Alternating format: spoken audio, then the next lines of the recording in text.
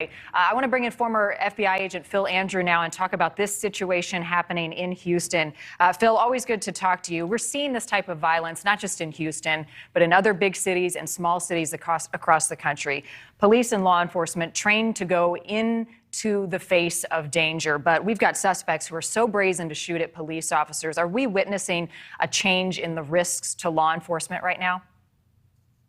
Well, there's certainly an increase. The on-duty deaths and the on-duty acts of violence toward police officers is increasing.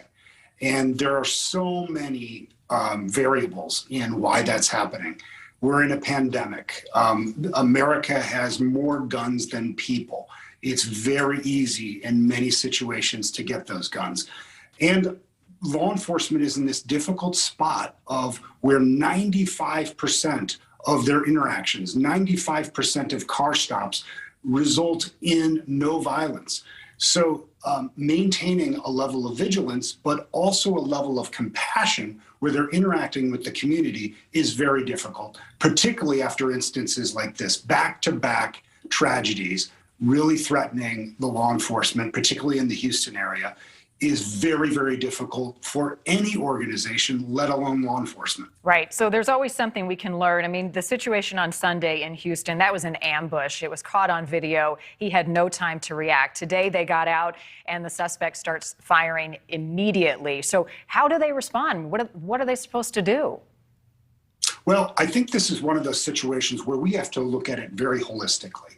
That we've got folks that are violent felon like this on the street, and law enforcement really needs to be controlling the situations in which they want to encounter these folks.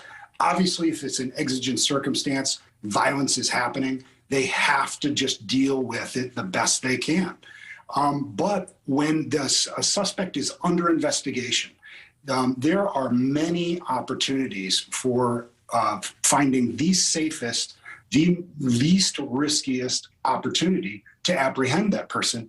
And I think that's one of the things that we need to see happening with the law enforcement queue is really taking a step back, taking a holistic view and looking at where they can take people into custody that's safer well before these kind of tragedies happen.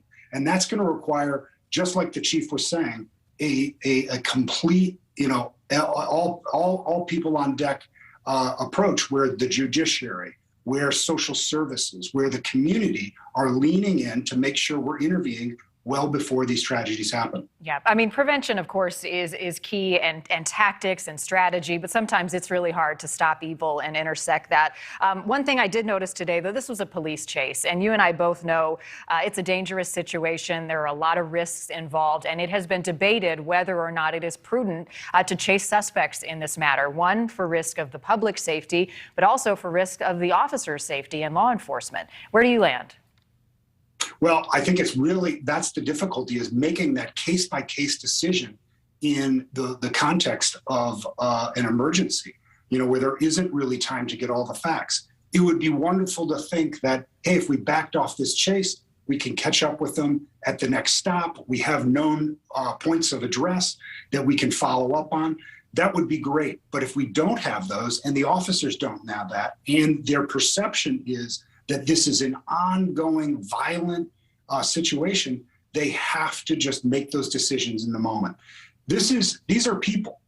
Police are people who are making the best decisions they can with limited options, with a lot working against them.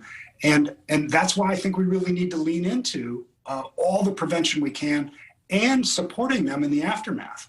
This is a community that's reeling from violence against police. And the community needs to show support.